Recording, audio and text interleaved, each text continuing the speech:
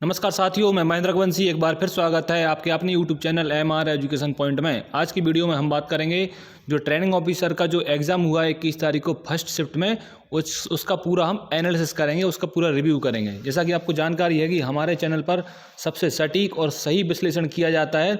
उस क्वेश्चन से संबंधित जितने भी क्वेश्चन हैं वो आपको क्लियर किए जाते हैं। ठीक है, तो चलिए आज की वीडियो को शुरू करते हैं। उससे पहले अगर आपने चैनल को सब्सक्राइब नहीं किया है तो चैनल को सब्सक्राइब करके बेल आइकन को प्रेस कर लीजिए, जिससे हमारे आने वाली वीडियोस आपको मिल सकें। चलिए जैसा कि बात करते हैं कि इस टाइप के क्वेश्चन यहाँ पर आए हुए हैं। कंप्यूटर मैथ्स, आज कंप्यूटर के क्वेश्चन भी ज़्यादा आए हुए, कम से कम कंप्यूटर के क्वेश्चन आज 6 आए हुए हैं। ठीक है, और मैथ्स के क्वेश्चन भी आए हुए हैं। जीके के क्वेश्चन भी 7 से 8 क्वेश्चन जीके के हैं। ठीक है, तो हम बात करेंगे किस टाइप से क्वेश्चन है। जैसा कि आप देख रहे होंगे, सबसे पहले कंप्यूटर के क्वेश्चन की बात करेंगे। तो सबसे पहला क्वेश्चन है कंप्यूटर में शॉर्टकट की के बारे में एक क्वेश्चन आया था। जैसा कि मैंने आपको मेरे जो वीडियो बनाए हुए हैं कंप्यूटर के कोपा के लिए, वो मेरे चैनल पर पड़े हुए हैं, उसमें से भी कुछ क्वेश्चन आए हुए हैं। तो उस टेस्ट सीरीज को आप जरूर लगा लें। पार्ट 1 से पार्ट 7 तक मैंने क्वेश्चन बनाए हुए हैं। तो शॉर्टकट की जैसे दी हुई है कि कंट्रोल प्लस विंडोज क्लोज करने के लिए कौन सी शॉर्टकट की का यूज़ किया जाता है। तो क्या यूज़ किया जाता है? Control plus W। ठीक है, क्या होता है? Close the active tab. जो भी टैब खुली होती है कंप्यूटर पे सामने, जो भी विंडो खुली होती है, उसको अगर बंद करना है तो कंट्रोल प्लस W दबाएंगे तो वो बंद हो जाती है। ठीक है, अब एक क्वेश्चन आया था लेजर प्रिंटर की गति। लेजर प्रिंटर क्या होता है? लेजर प्रिंटर क्या होता है? इम्पैक्ट प्रिंटर और नॉन इम्पैक्ट दो प्रकार के प्रिंटर होते हैं।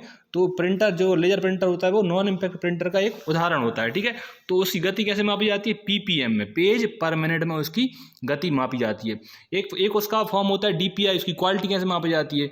तो क्वालिटी उसकी मापी जाती है डॉट पर इंच में। DPI मतलब डॉट पर इंच, उसका फुल फॉर्म है। ठीक है, एक क्वेश्चन कंप्यूटर में आया था, डाटा वेयर हाउसिंग क्या है? ठीक है, डाटा वेयर हाउसिंग क्या होता है? तो डाटा वेयर हाउसिंग विभिन्न प्रकार के सोर्स से डाटा को कलेक्ट और मैनेज करने की प्रक्रिया है। डेटा वेयर हाउस का उपयोग आमतौर पर अलग अलग सोर्स से बिजनेस डाटा को कलेक्ट और एनालाइज करने के लिए किया जाता है। तो ये डाटा वेयर हाउसिंग होता है। ठीक है, जैसा कि मैं आपको बता दूं कि हमारे चैनल पर जो क्वेश्चनों का जो विश्लेषण होता है बिल्कुल सटीक किया जाता है, उसका पूरा विस्तार में जानकारी आपको दी जाती है। तो चैनल को अगर आपने सब्सक्राइब नहीं किया तो चैनल को सब्सक्राइब कर लीजिए, क्योंकि आने वाले जो एग्जाम होंगे, जो शिफ्ट में जो एग्जाम होने वाले हैं, कोपा के एग्जाम होने वाले हैं, इलेक्ट्रीशियन के एग्जाम होने वाले हैं, उनका भी रिव्यू हम आपके लिए लेकर आएंगे सबसे पहले और सबसे सटीक। और इस वीडियो के बाद आपको एक टेक्निकल का वीडियो मिलेगा कि आज इलेक्ट्रिकल का टेक्निकल का क्वेश्चन पेपर कैसा आया था, कौन से सब्जेक्ट से आया था, कौन से टॉपिक से ज़्यादा क्वेश्चन आए थे, उसका भी हम आज रिव्यू करेंगे। ठीक है, तो नेक्स्ट यहाँ पर बात करेंगे हम। जैसे एक क्वेश्चन आया था, डाटा एब्स्ट्रैक्शन का उच्चतम स्तर क्या होता है? हाई लेवल क्या होता है? सबसे लेवल ऑफ डाटा एब्स्ट्रैक्शन का सबसे हाई लेवल कौन सा होता है? तो देखिए, डाटा एब्स्ट्रैक्शन में 3 लेवल होते हैं, फिजिकल लेवल, लॉजिकल लेवल और व्यू लेवल। तो सबसे पहला लेवल जो होता है वो फिजिकल लेवल होता है, दूसरा होता है लॉजिकल लेवल, और सबसे हाई लेवल जो होता है वो व्यू लेवल होता है। सबसे उच्चतम स्तर कौन सा होता है? View level. ठीक है, जैसा कि आप यहाँ पर डायग्राम में समझ रहे होंगे, डायग्राम में दिया हुआ है यहाँ पे फिजिकल लेवल, लॉजिकल लेवल और व्यू लेवल डाटाबेस का। जैसे बात करेंगे, एक डाटाबेस डाटा का रिकॉर्ड से भरा हुआ है, लेकिन जब मेमोरी में आते हैं तो सब डाटा रो और कॉलम के हिसाब से स्टोर रहता है डाटाबेस में। डाटाबेस में कैसा डाटा स्टोर होता है? रो और कॉलम के रूप में स्टोर रहता है, जो वास्तविक डाटा से बहुत ही अलग होता है। मेमोरी में डाटा को स्टोर करने में मुश्किल होता है। डाटा मेमोरी में बिट्स के रूप में स्टोर होता है। कैसे होता है मेमोरी में? इसने बताया था क्वेश्चनों में। मेरे क्वेश्चन जो कंप्यूटर के हैं चैनल पर, उसमें ये सभी क्वेश्चन आपको मिल जाएंगे, वो मैंने पहले ही बता दिए हैं, तो उसी में से क्वेश्चन आ रहे हैं। ठीक है, यूजर को डाटा चाहिए तो उसी डाटा को निकाल कर देने की प्रक्रिया को क्या कहा जाता है? Data abstraction. अब एक क्वेश्चन क्या है, मेमोरी संबंधित भी एक क्वेश्चन आया था कि मेमोरी से संबंधित आया था, तो मेमोरी संबंधित क्वेश्चन आप पढ़ लीजिए, वो मेरे चैनल पर आपको मिल जाएंगे। मेमोरी से संबंधित मैंने आपको कम से कम 50 क्वेश्चन बनाए हुए हैं, तो वहाँ आप चैनल पर जाकर वो देख सकते हैं। ठीक है, अब हम बात करेंगे जीके के, जनरल नॉलेज के कौन कौन से क्वेश्चन आए थे। तो जनरल नॉलेज का क्वेश्चन आया था, सरोजिनी नायडू किस राज्य की पहली महिला राज्यपाल थी?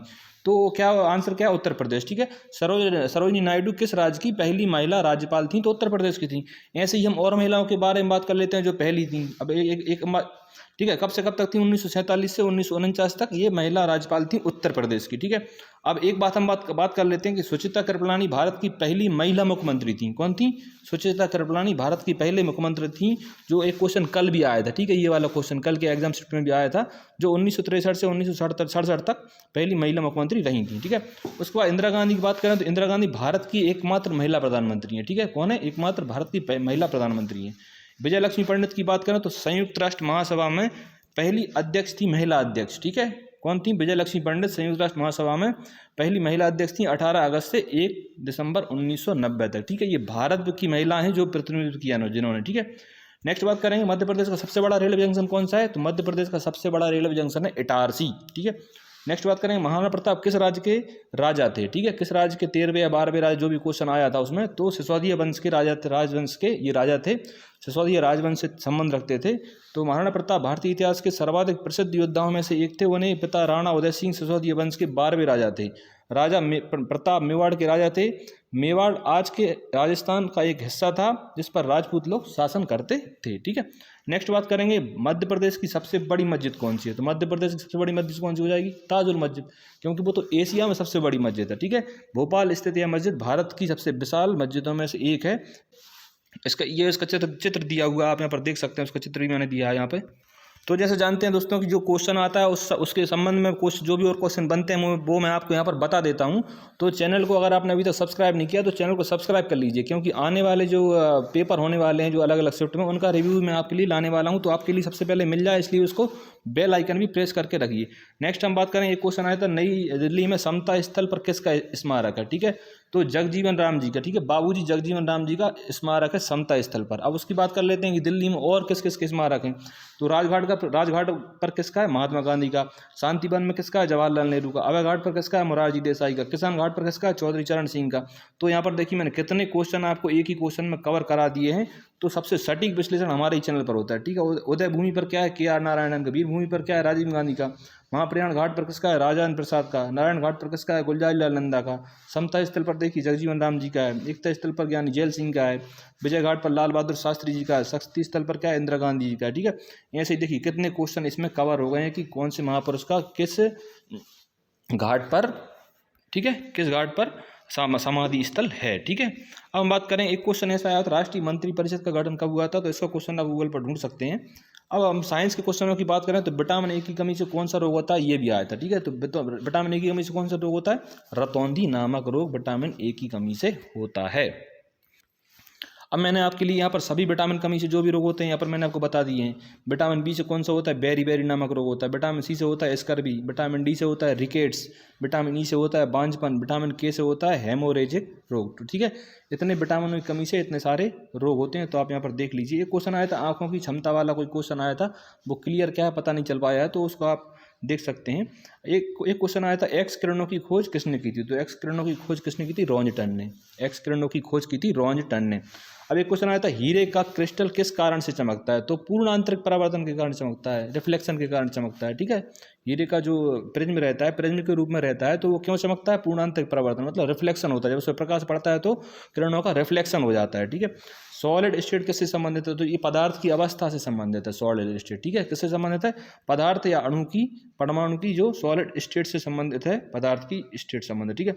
नेक्स्ट हम बात करेंगे मैथ्स के और रीजनिंग के जो क्वेश्चन आज आए हुए थे, वो मैथ्स और रीजनिंग के क्वेश्चन तो ऐसे हैं कि लगातार रिपीट हो रहे हैं, क्योंकि सेम टॉपिक उन्होंने ले रखे हैं, उन्हीं टॉपिकों से क्वेश्चन आ रहे हैं।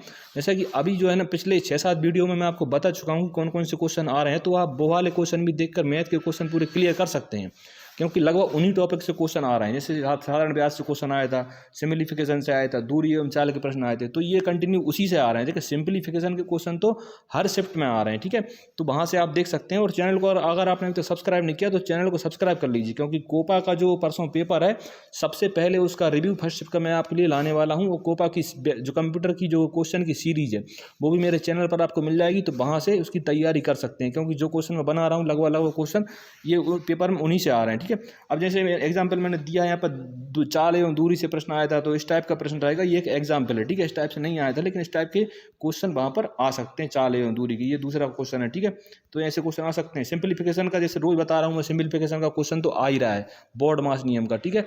बोर्ड मास नियम को कैसे सॉल्व करते हैं, bracket, order, division, multiplication, addition, subtraction, इस टाइप से ये क्वेश्चन रहती हैं, तो इनको सॉल्व करना होता है, ठीक है। तो इसको अच्छे से समझ लीजिए आप, क्योंकि हर प्रश्न में हर शिफ्ट में क्वेश्चन आ रहे हैं इससे, ठीक है। रीजनिंग के क्वेश्चन आए थे, आकृति से 2 क्वेश्चन आए थे, आज सर्व समीकरण से प्रश्न आया था, ठीक है। इस टाइप से क्वेश्चन आ रहे हैं। तो सीरीज से संबंधित भी क्वेश्चन आए थे। जैसे मैं बता रहा हूँ कि रीजनिंग और मैथ में तो पूरे क्वेश्चन, पूरे टॉपिक रिपीट हो रहे हैं। क्वेश्चन अलग हो सकते हैं लेकिन टॉपिक लगभग उन्हीं से आ रहे हैं, ठीक है। तो आप यहाँ पर देख लीजिए, इस टाइप से चतुर्भुज वाला भी क्वेश्चन आया था, ठीक है। ये कल आया था लेकिन आज भी ये रिपीट हो सकता है, ठीक है। सीरीज से संबंधित क्वेश्चन मैं बता ही चुका हूँ, इस टाइप से सीरीज के संबंधित क्वेश्चन होते हैं। सीरीज से आप जो है ना लगा सकते हैं इनको पढ़ के। अल्फाबेट सीरीज भी होती है और एक न्यूमेरिक सीरीज भी होती है, तो उससे भी क्वेश्चन आते हैं। ठीक है, अच्छा पेपर कटाई से क्वेश्चन भी कंटिन्यू 3 शिफ्ट से क्वेश्चन आ रहा है पेपर कटाई से। ठीक है, पेपर की कटिंग जो होती है उसको कैसे मोड़ के कैसे दिखता है, उस टाइप से कटिंग के आ रहे हैं। ठीक है, अच्छा आकृति पहचानो वाले क्वेश्चन भी आ रहे हैं। कौन से? आकृति पहचानो, आकृति वाले भी क्वेश्चन आ रहे हैं। तो आकृति से संबंधित भी आप जो है ना पढ़ सकते हैं कि कोई भी एक आकृति दे दी है, कोई भी एक आकृति दे देते हैं और उससे संबंधित कौन सी आकृति है उसको पहचानना है। तो इस टाइप से ये रीजनिंग के क्वेश्चन रहते हैं। तो दोस्तों आज के जो क्वेश्चन पेपर का जो नॉन टेक्निकल का जो विश्लेषण था वो मैंने आपको पूरा कर दिया है।